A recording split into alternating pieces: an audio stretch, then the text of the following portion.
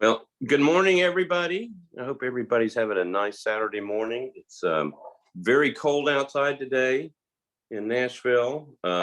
This weather is going to drive us all nuts because it's warm and it's cold. It's supposed to warm up, I think, tomorrow.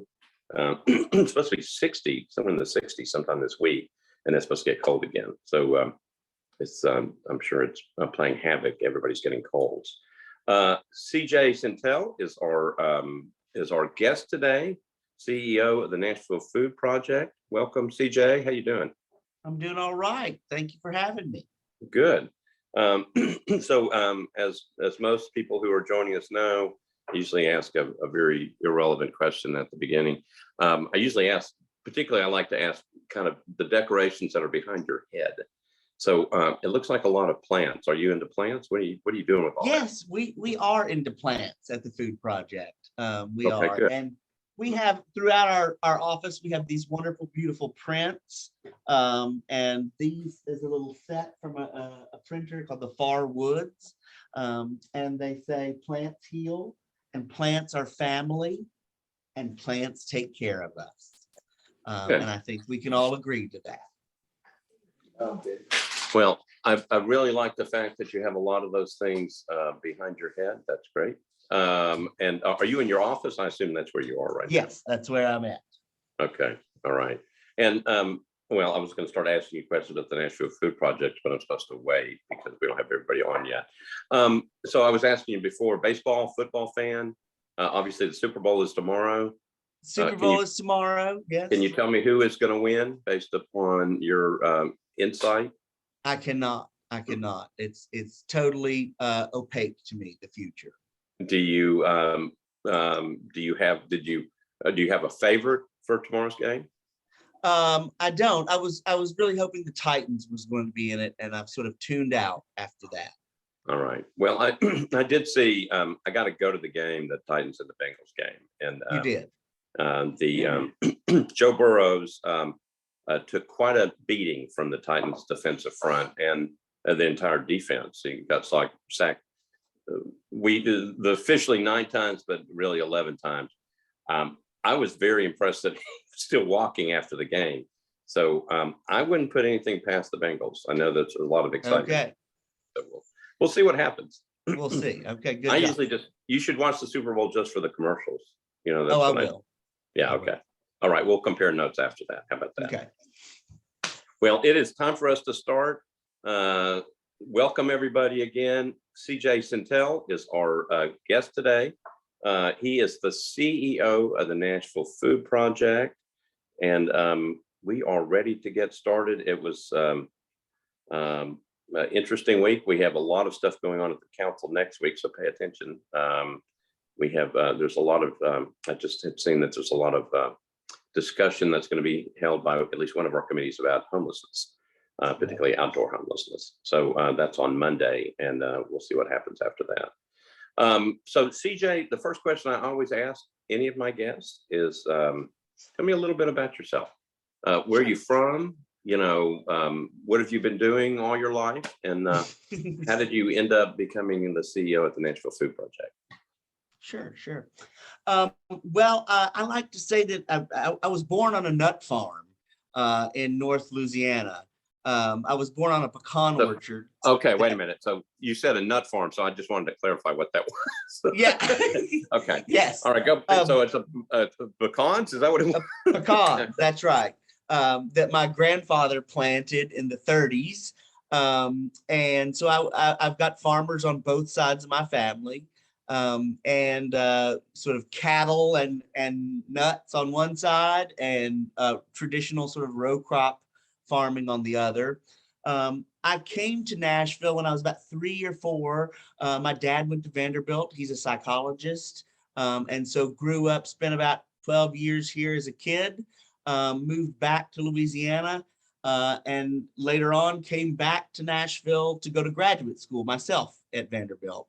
I got a PhD in the philosophy department here, and spent another 10 or 12 years here in Nashville. So I've spent about half of my life in Nashville. And while at Vanderbilt, we were a part of a group called the Food Politics Working Group. And it was a kind of a research group. Um, and sort of we were reading people like Wendell Berry and Michael Pollan, these people in the food movement back in the early 2000s. And I had the chance to take a course with Angela Davis as well while I was at Vanderbilt. And so I wrote a dissertation on freedom in food, slavery, and agriculture. So sort of Wendell Berry meets Angela Davis, if you will. And really had, spent a lot of time thinking about the way our food system and the way we produce food affects our political organizations. And the way the way we organize our social and political lives. As part of that, I started a farm up in Jolton, and for about 6 years was a farmer up there and raised organic pastured livestock and eggs. So old McDonald had a farm. We had pigs and turkeys and chickens and cows and sheep and did the whole thing. From there, Heifer International hired me to help start a cooperative in Arkansas of small farmers in Arkansas. It's called the Grassroots Farmers Cooperative, and they're still up and going. They're still in operation. From that experience, got into the community development finance world, the CDFI world, which is sort of nonprofit finance. A lot of my work with the farmers in the cooperative involved getting them financing. And that was a very meaningful experience to me because as a farmer myself, I had trouble getting access to the capital needed to create and sustain a small business. So got into the CDFI world, eventually became the executive director of a CDFI in Arkansas, one of the oldest CDFI in Arkansas, Forge Community Loan Fund. And so that got me experience with fundraising and finance work. And so you can sort of see the fundraising and nonprofit finance joined with agriculture, joined with my scholarly academic pursuits. The food project was just a natural fit. And we moved back to back to Nashville at the beginning of the pandemic to be with family. This opportunity arose, and I just could not be happier at the food project, and it's a real nice fit. So let me go back and ask you a couple of questions. The Angela Davis? The Angela Davis. Very interesting. And was she teaching here at Vanderbilt or okay? Yeah, she was She was a visiting professor for a semester, and she taught a course on the theories of slavery. And it was in that course, while we're reading like Wendell Berry and farming, I was like, aha, this is what we have not thought about. What the sustainable agriculture and food movement hasn't really, and this was, 15 years ago, I would say it's much more, there's a lot more people thinking about the intersection of race and land and the history of land and race and oppression nowadays. There was very little of that, 15 years ago. And so I was sitting there and it says, aha, this is what we need to think about. And so really I wrote my dissertation for my fellow farmers and agricultural enthusiasts. Very interesting. And what did you do? What did you do for Heifer International? And you may, for anybody on here who may not understand what that is, you may want to explain what it is. But you did it locally here for Heifer International. Sure. So Heifer International is a global nonprofit that was started in the late 60s, I think. Maybe it's the early 60s. Where and you may have seen this, where you can sort of buy a cow for somebody, and they give a cow to someone in the developing world, and part of that is that you've got to pass it on, right? So you can gift a cow or a goat or a sheep to someone, and the only obligation they have is to give a baby away. So that cow will have a calf, and they have to give it to another family. And it really is meant to alleviate poverty in the developing world. Livestock is, of course, the original stock that people had. And so they still are symbols and mechanisms of wealth building in the developing world. Heifer was getting a lot of pressure from their donors and their supporters to do their poverty alleviating work in the United States. And so they started two cooperatives. One was a livestock cooperative and one was a vegetable cooperative. Interestingly, the vegetable cooperative did not make it. It sort of closed shop within a year or two. And the livestock cooperative is still going. And there's, some interesting reasons for that. But so that's what, they recruited me over there to do. And I was the farmer operations manager. So I went around Arkansas recruiting farmers to be a part of this. I helped write the production standards and the livestock handling care standards. And, did everything from creating the templates for an invoice to driving chickens to wrangling pigs. It was a lot of fun and a very diverse experience. But found other opportunities as they arose. Yeah. So I know. So I think I typically buy goats through Heifer International when I've done it before. What was the vegetable component of that? And what was your understanding of why it didn't succeed? Well, the vegetable cooperative, it was trying to get, the premise, the hypothesis that began the whole thing is, could small farmers cooperate in ways that you could achieve economies of scale and be economically viable? I would honestly say that this question has not been answered. Like, we don't know yet. I mean, in agriculture, if you're familiar with this, I mean, it's scale is everything, right? I mean, the USDA, get big or get out. And so could small farmers, farming in a sustainable way, cooperate and achieve these economies of scale? There are economic interests and economic incentives for livestock farmers to do this. Livestock farming, is very time intensive and it's very capital intensive. You have to feed a cow, a steer, for 2.5 or 3 years before you're able to sell it, right? A pig takes 9 months ish, right? And so you've got to feed it for 9 months. And so it's capital and time intensive.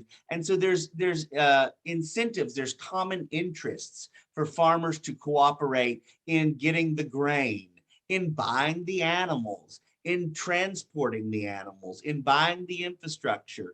Whereas vegetable farming, there's less of that. Seeds are cheaper. Now, the soil itself, the property and land itself, of course, is difficult. But even a small farm, 1 or 2 acres produces a lot of vegetables, right? But you need sort of an acre per cow in a rough sort of calculation.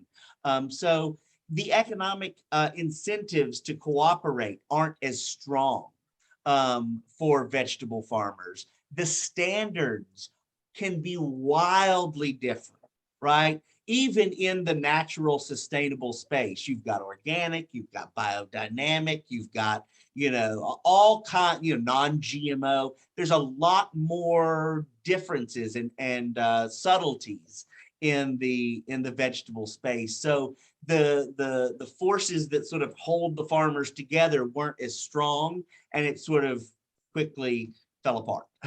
Okay, I got it. Well, interesting. I think a lot of Heifer International, and I think it does a lot of good. And yeah, definitely. And and to their credit, it really was an experimental sort of thing. They didn't know exactly what they were doing. They'd never started a cooperative like this, and they've really invested substantial amounts of time and capital into making the grassroots farmers co-op viable. They've bought a processing plant, and they've just done a lot. And so even though the vegetable one didn't work out, the livestock one is still going strong, and has millions of dollars in revenue. So let me ask you this: you obviously told everybody you grew up on a nut farm, but you went to, I guess, Jolton and started a farm. That's right. Did you know how to do that? Did you know how to kind of get everything going because of growing up on a farm? Yeah, so I did. Well, I did not know exactly what I was doing, but I had always been into animals, and I mean that I had to tell people like I chose livestock over vegetables because I just had a lot more experience caring for animals. And we had animals on our farm growing up, and in high school I raised ringneck doves and started a business in cleaning fish aquariums. So my first job was at a pet store. Okay. So yeah, animals, I was just much more familiar and comfortable with animals. And we started with chickens, and, got a flock of chickens and started with eggs and kind of expanded from there. Yeah. All right. Very interesting. Well, okay. So tell me about the Nashville Food Project. Tell people who are listening, what is it? How did it get started, and what does it do? Sure. So the Food Project got started. We just celebrated our 10th anniversary. So it's been around for 10 years. It was started by Toulouse Schuyler Quinn and a group of volunteers based out of the Woodmont Christian Church in Green Hills. It started as a branch of Mobile Fish and Loaves, okay, which is an organization out of Austin. And they started by making sandwiches in the sort of adjacent kitchen there at Woodmont and delivering that directly to people. I think the first groups were the homeless encampments downtown and around the downtown area. So it was just like sandwiches delivered straight to people who were hungry, right? Over the years, I mean, they saw how successful that was. They began recovering food. And so that's like intercepting food before it's thrown away. And volunteers took that food and made it into meals for people. A big moment happened in the 2010 flood. I don't know all the details, but the general story is that the city asked the Food Project to show up and provide hot, ready-to-eat meals for victims of the flood. And that was when the Food Project really realized its own capacity, right? It's like, oh my gosh, we could really do this at some sort of scale. And that's when the idea really, took form, and they began, and like, 6 months, a year later, they founded their own nonprofit. They created their own nonprofit and became the Nashville Food Project after that. And the Nashville Food Project really, what we do is intercept, recover food that's headed to the landfill and use volunteers to go through that. We compost what's not good, and we use what's good in our meals. And our meals are healthy, nutritious, from scratch meals. It's not institutional food. It's delicious food that you would serve your own family. It's beautiful, it's healthy, it's fresh. And the food that we cannot use in our own meals, we share out again with our partners. So at this, these days, we're making about 5,500 meals a week out of 2 commercial kitchens. Our headquarters is based in the Nations. And we are delivering this. The model shifted from direct service. So we started by handing out sandwiches to folks. And now we work alongside currently 38 nonprofit partners in Nashville. It's been as high as 70. But right now we're hovering right around 40, and we're delivering these meals to them directly. They're hot, ready-to-eat meals. And we work alongside other poverty disrupting nonprofits, right?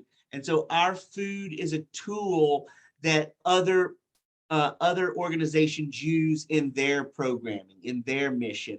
And so we're supporting other people's mission. Our mission is to bring people together to grow, cook, and share nutritious food to alleviate hunger in our community.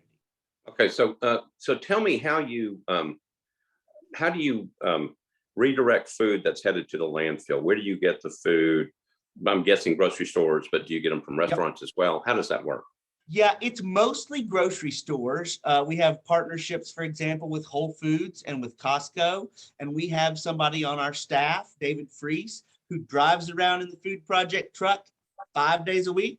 And he's going around and picking up food that has been set aside for us, right? It's, in this country, we throw away 40% of the food that is produced, right? And so, at these big stores, they're just having, they get new stuff in and they throw it out. And so we develop partnerships with these stores and we get it. And so we don't know what we're going to get.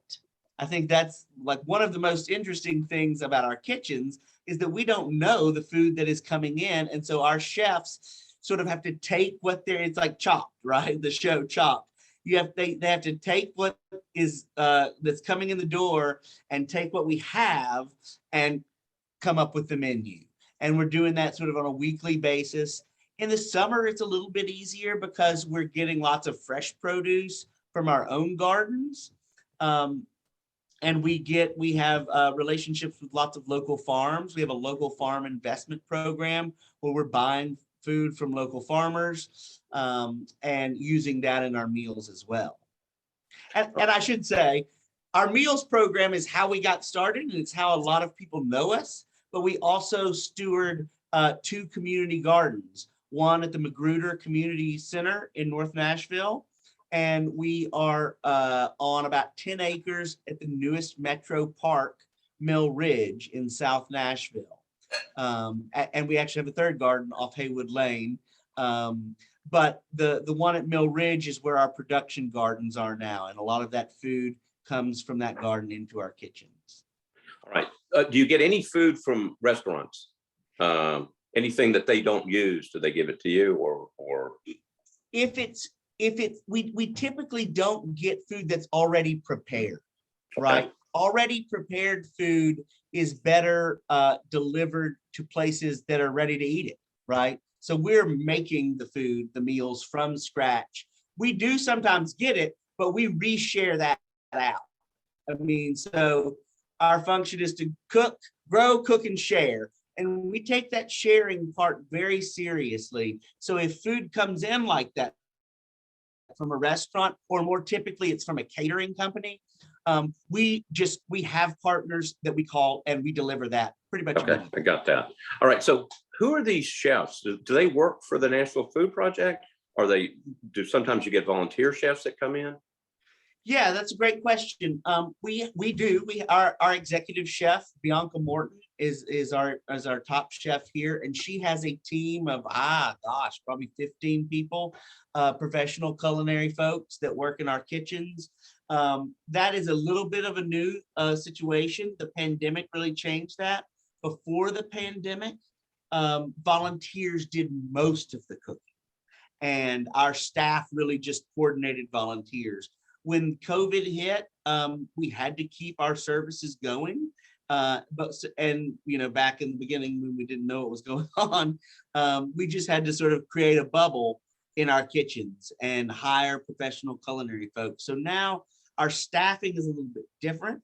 We have trained culinary people on our staff now who are making the meals, and volunteers are helping a lot with the preparation. There's a group of volunteers in our kitchen right now preparing, taking bananas and squash and lots of things and cutting it up for this week's meals. Okay, I made biscuits this morning. Do I qualify as a volunteer? Yeah, did you come into the kitchens and volunteer? No, I made them myself at home. I said, can anybody volunteer? I mean, I actually was able to use the oven. So, okay. So how do you get volunteers to come into your program? So you can sign up at Hands On Nashville. We have sort of three different types of volunteers. One are our regular volunteers who come, typically it's once a week or it's on a regular schedule, right? Every other week, every other Thursday at 2, whatever. And a lot of those volunteers have been with us for 10 years. I mean, for a long time. They're almost like staff. And so regular volunteers have a regular spot. You can sign up on Hands On Nashville.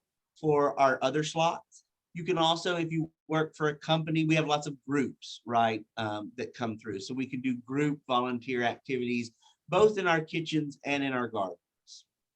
That's that's interesting. So you said how many meals you make per week? How many, tell that again. 5,000, right at this moment, it's 5,500. All right. And then, so do you work, is the food project operating 7 days a week, or does it operate like 6 days a week? 6 days a week. 6 days a week. So Sunday is off. Yeah. And tell the people who are listening, kind of the flow of the whole thing. So obviously you're getting you're getting things that a grocery store is getting ready to throw away. David goes to pick it up and brings it in. So how does it work from there? How do they decide?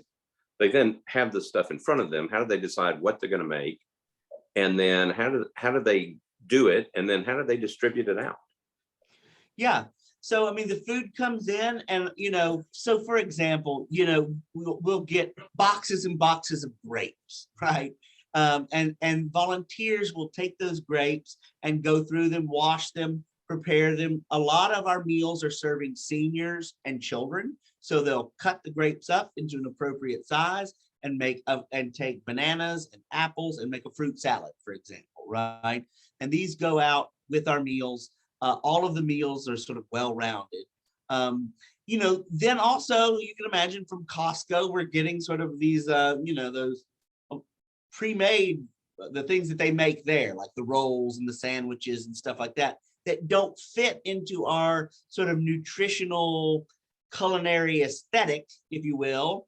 And we just share those back out, right? Nothing's going into the garbage. If it's not good, it's either composted, reshared out with our partners, or they go into the meals. The culinary team takes what they have, they look around, and if you walk into our refrigerators or walk-in fridge, you'll see first juice, it's labeled first juice food, long-lasting food, right? And so we've divided it up into sort of how soon you need to use it.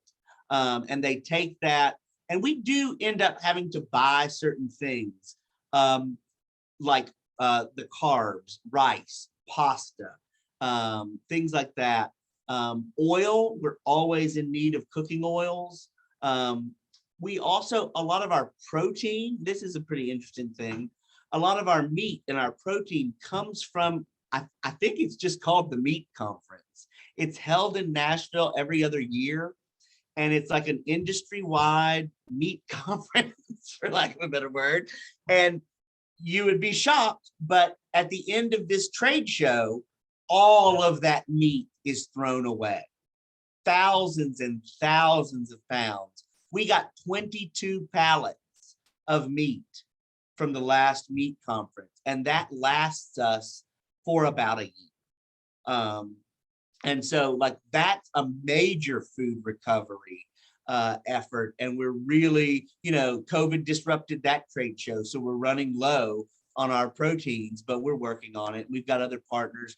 Porter Road Butcher gives us 100 pounds of ground beef a week.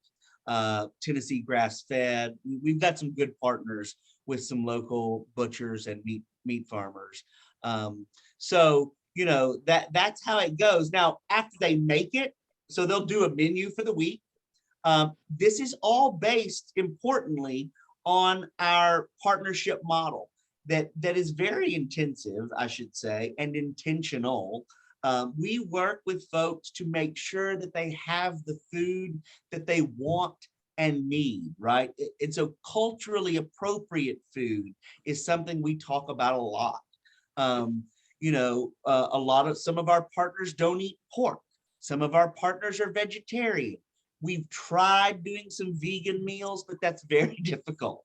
The best we're able to do at this moment is vegetarian.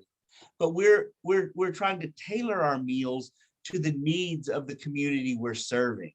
You can imagine that not everybody eats the same thing. Kids, for example, will get something and be like, and they don't want to eat it. You can imagine in the summer with kale coming out of our ears. Kids get tired of kale. So we like come up with creative ways to put kale in the smoothies and kale in the mashed potatoes. And so we really try to work and make sure folks get the food they want and that it doesn't go to waste. One more thing before I'll stop is the logistics of this. We have a whole team and a whole fleet of trucks, right, that go out on a daily basis and deliver this food. And so we're working, it's sort of a logistics hub, right? Where the hot meals are put into these catering containers that keep it warm and we're temping it. And it is at that level, it's a lot like a catering company, right? And we're getting that food to these sites an hour before it's eaten, right? So it's all on it's pretty timely. And there's a lot of moving parts. I mean, that's when I first took this job, that's what really struck me. How many moving parts. You've got food coming in, food going out, food going to partners, food going, all over the place. And it's ultimately quite complicated and impressive what they've built. It's very impressive and very interesting. What happens? You said that sometimes you have to buy food. So what happens if you don't get enough produce in? Because right now you're making over 5,000 meals a week, so you have some sense of whether you have enough stuff to do it. If not, what do you all have to do? Yeah, so we have a relationship with a food distributor, and the chefs are looking at what's coming in, what we have in stock, and are ordering to fill the gaps, right? We do try to minimize that, but it's just inevitable that we have to buy certain kinds of things. And when in the middle of the winter right now, like fruit is not, fruit's not very available. So like we're having to buy a lot of fruit, for example. So we don't like limit our menu based on the availability. It's still, we maintain a certain kind of quality and a certain kind of nutritional density with all of them. Okay, so let's talk a little bit about the financial aspects of it. So obviously you have to buy things. Do you, how do you make it financially? Is it strictly donations? Is it grants? Is there a cost? Do the nonprofits help you in terms of paying for at least part of the food costs? How does that work? That's a great question. So the meals program is a social enterprise. And so we offer our meals to our partners on a sliding scale. And so some of the big partners, think Martha O'Brien, YMCA, YWCA, they pay 75% of the cost. None of our partners pay 100% of our cost. And so, but it is a sliding scale model. So it's based on the size of your budget. And so, the YMCA comes to mind, pays probably in the higher ranges. Our grassroots partners don't pay a thing. So we've got plenty of folks, plenty of organizations that get 100% free meals. And so, the meals program generates about enough revenue to cover half of its expenses. The other half comes from grants and individual donors. This organization has tremendous support in this community. I continue to be humbled and amazed, honestly, by the level of support from individuals, right? The local foundation and philanthropic communities certainly support us. We've got great supporters in a couple different companies. Jackson comes to mind immediately, but individuals make up a substantial part of our support. And tell me again, you talked about the number of partnerships you have with other groups. So on a daily basis, are you working with a set number of organizations? So whether it's Martha O'Brien or some other group, so basically how many meals that you're providing to them every day? Absolutely. I don't, but my team does. Okay, Right. I mean, if somebody does, that's good. somebody does. That's right. No, it's a well-oiled machine, and we absolutely know who we're, because some organizations only get one meal a week. A Trinity Community Commons in East Nashville, they have a community meal every Tuesday night. So they get one, we interface with them once a week. Other people are getting meals 5 and 6 days a week, right? Our partner, one of our main partners is St. Luke's Community House. We provide the meals for their daycare, their childcare center, 3 meals a day. Okay. So we're serving breakfast, lunch, and a heavy snack, right, in the late afternoons. So some people get a lot and some people get a little, and it's based on their own needs and their own programming. We have 3, you have to apply to be a partner at the Food Project. So there's 3 open application periods a year, sort of spring, fall, and summer. The summer is very interesting. A lot of kids are out of school, right? So we have a program called Sweet Peas that focuses on at-risk food insecure kids in the summer. And a lot, as we learned through the pandemic, a lot of kids are getting their nutrition through the school meals program. And so when that's not there, their hunger issues, their food insecurity goes up, and we have to meet that need in other ways. And for that one, for the Sweet Peas program, how do you get, how do you make sure, and that's a tricky one. I mean, how do you make sure that you're getting food to the kids that really do need the food? Do you do it through an organization, or are you all doing it yourselves? Yeah, so not all, but I would say 90% of the meals are done in partnership with other organizations. So Okay. Sweet Peas is the food program for the YMCA summer programs, the Metro summer programs, right? Those are all, I mean, that's how we do it. We do it through another organization. I will say we do some produce sharing, which is, think about a CSA box that you might get, a community supported agriculture box of Right. fresh produce on a weekly basis. We do that for several groups in town that are not run through another organization. So the Highland Apartments, folks in the Highland Apartments get produce shares. Turk, Tennessee Immigrant Rights Coalition, we do produce shares with them. But there's got to be somebody sort of on the ground, so to speak, that we can coordinate with them on that, right? So there's a few non-organizational partnerships that we have that are either sort of like geography based or neighborhood based.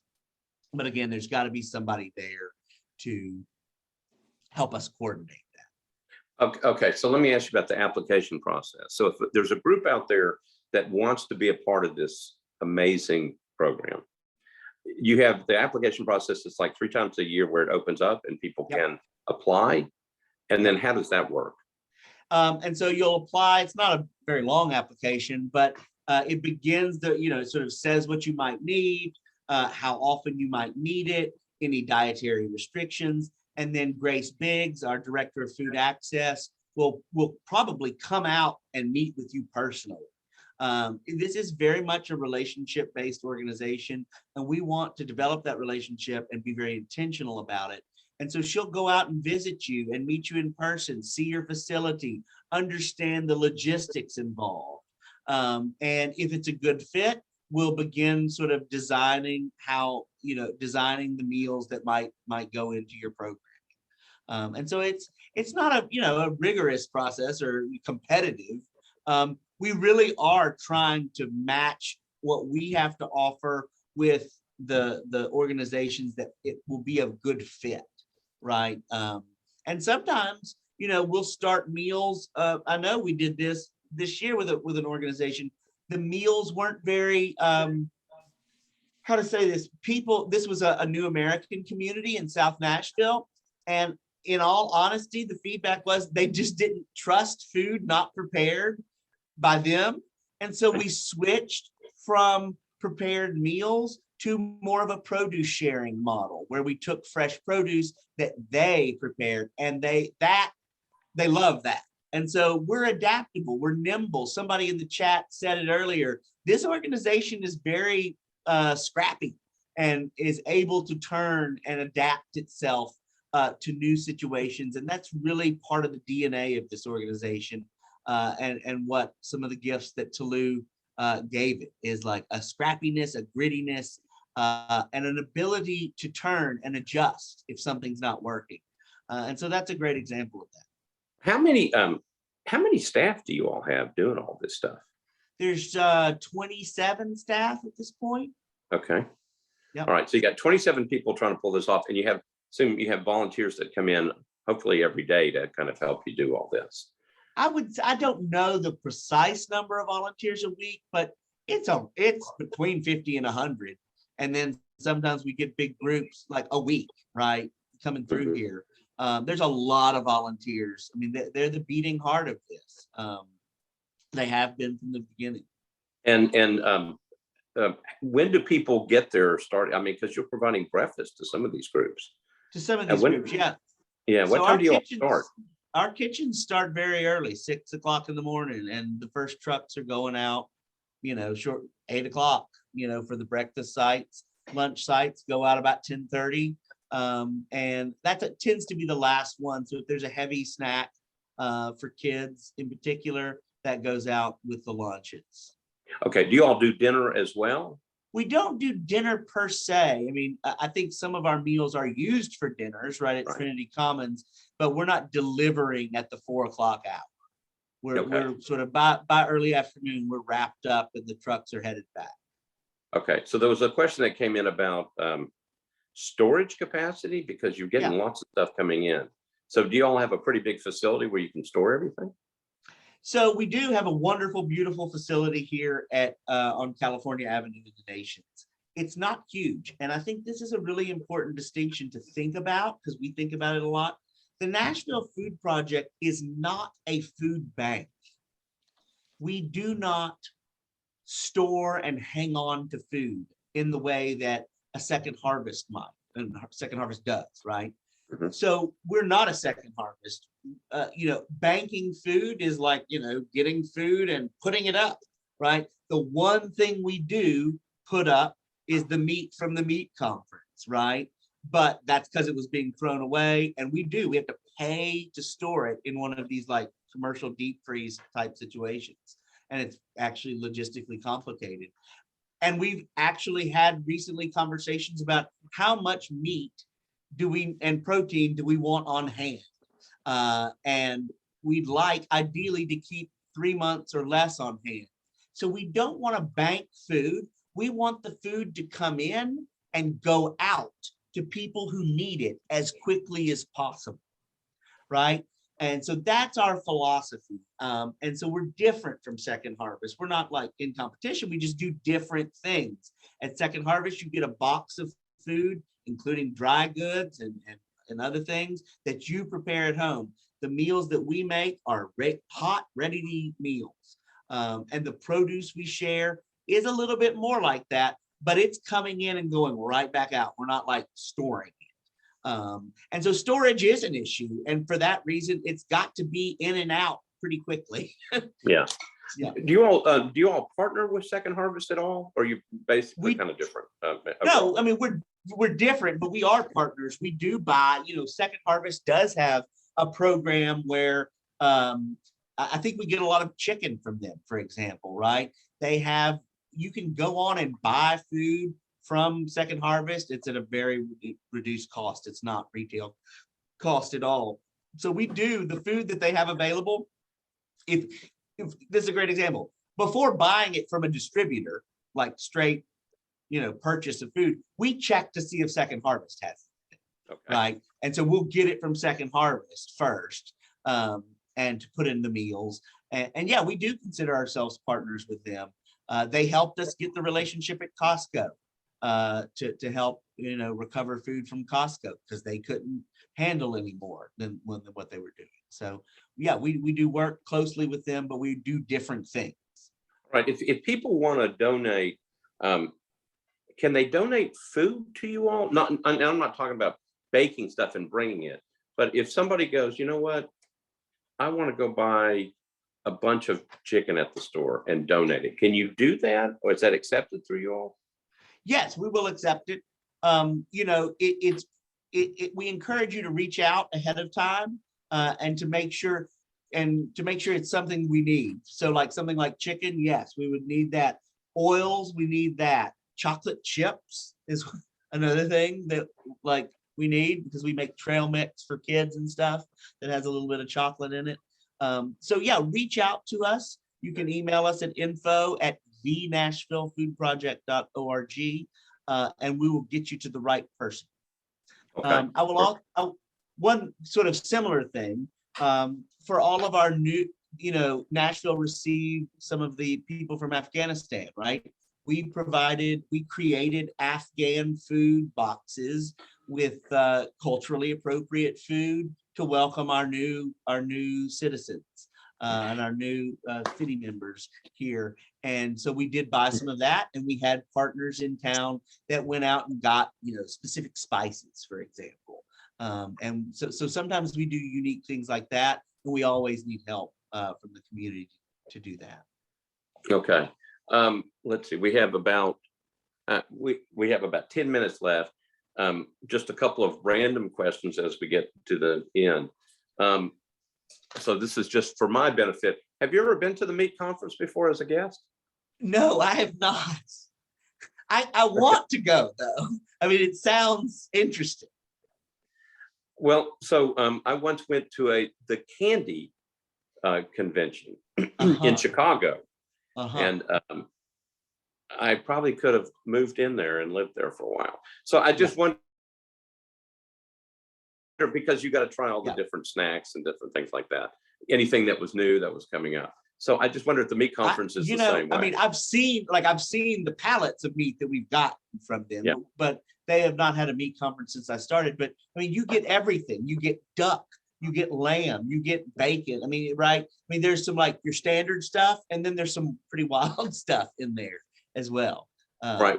You find out if we can go, and you and I will go, and we'll take a tour. Okay. All right. And if you can't find me, you can leave without me. I'll have disappeared. Disappeared. And then maybe one day we can go to the candy convention as well. So go back to the things that you need. And you may have said this when you were talking about it, but are there things that you post on your website that says, you know, we need this, we need chicken, we need apples, we need oranges? Are there places where people can go and look and go, you know what, we can do that, we can provide that? Yes. And I think it's in our volunteer newsletter. I'm not sure if it's at the website, but it's on the volunteer newsletter. Churches contact us a lot for this. They want to have a sort of a food drive. Businesses, especially at the holidays, you know, would contact us and say, what do you need? Because we don't, you know, we're not a food bank, so we don't need little cans of green beans or something, right? If you want to get cans, go ahead and get the big cans of stuff. And because we're batch cooking, you know, we're cooking for 100 folks at a time. And so, yeah, just reach out ahead of time, because everything's changing. It's not as if we're always in need of a certain thing, except I've been told, like the oils, chocolate chips. I mean, there are a couple things that, you know, the rice and the carbohydrates, again, we also buy those in bulk. So you're welcome to buy small boxes of pasta, but you know, it again, you have to think at a little bit of a scale. But I mean, if I wanted to, and you're talking about just what, vegetable oil, cooking oil, things like that? Yeah. So, I mean, if I'm at the store and I want to buy you 20 bottles, is that okay? And Absolutely. We have people do that all the time. And then do I contact you, or can I just drop it off during regular business hours? You can drop it off during regular business hours. And this is the location on California Avenue? Yes, sir. What's the address? What's 5904. 5904. That's right. 5904. That's right. That's okay. I don't know where my address is either. So and I will say, some of our partners, so we built our refrigerator out here. We built it to where our partners, our regular partners, have the code. And so if they're donating food that needs to be refrigerated off of business hours, they can just type in the code and there's access, outdoor access to the fridge, and they drop it in the fridge, leave a note, and they're on their way. So if there's a regular type situation, and think farmers and things like this that bring us fruits and vegetables and things, we can, if it's a regular thing, we can work something out. Question came in about what specific type of oil do you want? A specific type? Does it matter? I mean, you're looking for, is it vegetable oil? Is it corn oil? Is it Vegetable oil, olive oil, I think are the two. And no, I don't, I might be the wrong person to ask if there's a brand or a type. But certainly reach out if you have any questions, and we'll get you with the chef. You know, Okay. chefs are kind of picky about these things, and so I don't want to answer for Bianca. I want to ask Bianca. I'm very picky about the oil I use. It comes in a bottle. That's all I know. And it's sometimes it says oil on it, so that's mine. That's it. Do you all have any idea how many meals you've actually served since you've been operating? Have you ever figured that out? Yeah, that's a good. I mean, it's about 250,000 meals a year. And so, I mean, but we haven't been doing it at that scale for all 10 years. So it's not quite that easy with calculation. But I mean, it's 250,000 meals a year for the last couple years. All right. So just a couple quick questions, and then we'll end up with kind of an overall philosophical question. So let me ask you this. Okay. So again, if people want to volunteer, if they want to donate, they need to go to your website. Okay. Go to our website. If you want to volunteer, you can sign up at Hands on Nashville. Right. That's how we do that. Okay. And if I think that's the way you'd volunteer. If you're a first-time volunteer, you'd go through Hands on Nashville. And if you wanted to become a regular volunteer, that's sort of, you'd get to know us and you'd fit into that schedule. Okay. Give me the website address. Website is thenashvillefoodproject.org. Okay, thenashvillefoodproject.org. You'll probably see. And all of our and all of our emails are our first name. So mine is CJ at thenashvillefoodproject.org. Just don't forget the V. Okay, so are you going to tell us what CJ stands for? Charles Julius. I like that name. Have you always just gone by CJ? Just always gone by CJ. Yep. Okay. Do you all have like a big fundraising event, or do you do? Okay, tell us about that. Yeah, so we do. We have not had it in 2 years because of this pandemic that we're in, but it's called Nourish, and typically it's been in the summer, and it's this sort of goes back to one of your earlier questions. We have chefs on our staff, but we have a lot of other chef partners around town. So Nourish has typically been an event where big name chefs in town will do one course each. So 4 or 5 chefs will get together and each do one course of the meal, and the meal tells a story. Typically it comes from local farms, and there's about 350 people that come to this main dinner event, and there's an auction. This year we're planning to move it into the fall, and we're planning to move it outside to try to COVID proof it. And we're also, and so that's sort of for a certain crowd in town that likes fancy dinners, and it's a lot of fun for sure. But we're also developing other events. We're doing the Brew Project, sort of aimed at younger folks, and it's outside with local beers, and so food and local beer outside event that will be in the late summer. And we're also starting back. We started this before the pandemic. Quarterly events called Simmers, and this has a guest chef that comes in and prepares a meal. And it's typically around an idea or a theme or a book. Tolu, our founder, her book is coming out in April. And so our first simmer of this year will be in late April, organized around her book, The Things We Wish Were True. And so it'll be a dinner book, sort of a book club event kind of thing. And so those are lower ticketed events, lower ticket price. And so they're a lot of fun. They're a lot of fun. And so if people are interested, they can go obviously to the website and Yes, keep an sir. eye. Yep. Okay. Keep an eye on the website, sign up for our newsletter, and you'll be sure to get the events calendar. Okay, so we've got about 4 minutes left. Here's the last big question. So food in general, the growing habits, climate change, things like that. Do you all, because of what you do you all keep an eye on that? And do you see trends? Are you worried about certain things, that type of thing? Does that come up in discussions as you all operate? Absolutely.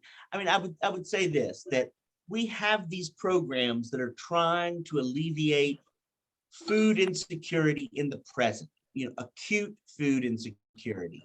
Maybe you might even call that emergency food, right? People who need food now, right? But our bigger sort of philosophical look is at the food system. We are trying to build a food system in Middle Tennessee that is just, that is sustainable, and that is resilient, right? I mean, and so like to answer this sort of climate change question, I absolutely have been thinking, and we have been thinking, like, what does a food system for Middle Tennessee look like that can be resilient in the face of uncertainty and a climate that is changing in unpredictable ways, right? And so to build the infrastructure, the farms that can produce the food we need. I think as we look into the future, our food will by necessity probably have to travel less distance.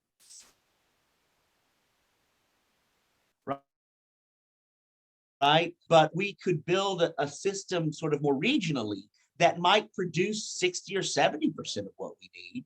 And so thinking about the food system is absolutely critical, and it's absolutely part of our work now and in the future. So not only are we looking at acute, but we're looking at a system-wide, like what the current system produces the food insecurity that we experience. So how could we change that system, modify it, build it to where it doesn't produce that insecurity and hunger in the long term? All right. Well, one last follow-up from that. That's very, very important. Important for looking at the future. As you all have those discussions, are you talking to the state of Tennessee? Are you talking to the city? Are you talking to groups so that that they're aware that we're looking at the future and what we're going to need? That's great. Yes, in short. We are, I think when you think about the food system, you have to begin to think about the policies that incentivize certain behaviors, that create certain incentives. And so, yes, we are beginning to think about how we can interface with, particularly with Metro. I mean, we are the Nashville Food Project, and I think Nashville is, what is it, the 11 or 14 county MSA, but we're pretty tightly focused on Davidson County at this point. But as we grow and expand our mission, I think we will begin to think regionally. But for example, we've been working for 2 years now, pretty quietly, on getting an ordinance passed at the Metro level to allow us to grow on Metro Parks land. And so we are on Metro owned property at Mill Ridge. And we have a program where new Americans are growing for market vegetables, right? So it's like 6 farmers that grow and have a CSA. Now that program cannot be moved to Metro Park land, to Mill Ridge, until we get this ordinance passed, because right now it is prohibited to sell a cucumber grown on Metro owned land. But if we can change that policy, more people might have access to land to reduce their own food insecurity and to have a little market stand, right? It's not going to be their full-time living, but like it's a supplemental income issue. So that's a very small example. Another quick example might be farm to school. How could we incentivize and facilitate schools buying more local produce, right? This would help get healthy food into the schools and help local farmers. But right now, the infrastructure, whether that's like the literal hard stuff like trucks and refrigerators, and also the policy infrastructure just isn't there. So how can we work at a systems-wide level to facilitate sort of very common sense food policy advancements? I'm going to be reaching out to you this week. Okay. Okay. Because I know some people in the Metro Council, and maybe we should get this discussion. Yeah, I know a few. That would be very helpful. All right. CJ, thank you. This has been really, really interesting. CJ Sintel, the Nashville Food Project. So interesting. If people want to get involved, we posted the website. Please do that. Let other people know. I think you may see us at the Nourish event, because I think my wife is going to make me come, but I would go anyway. Thank you for what you do. I know that. Thank you so much for having me. I know that there's a lot of stuff going on within your agency right now, and we wish you. We're just sending good thoughts to the Nashville Food Project. Again, CJ, thank you. Next week, our guest is going to be Judge Sheila Calloway, our juvenile court judge, and she's interesting. She's an interesting person. Should be an interesting conversation. Everybody be safe this weekend. Have a great week. We'll see you next week. CJ, again, thank you. Thank you, Mr. Vice Mayor. Have a good one. All right.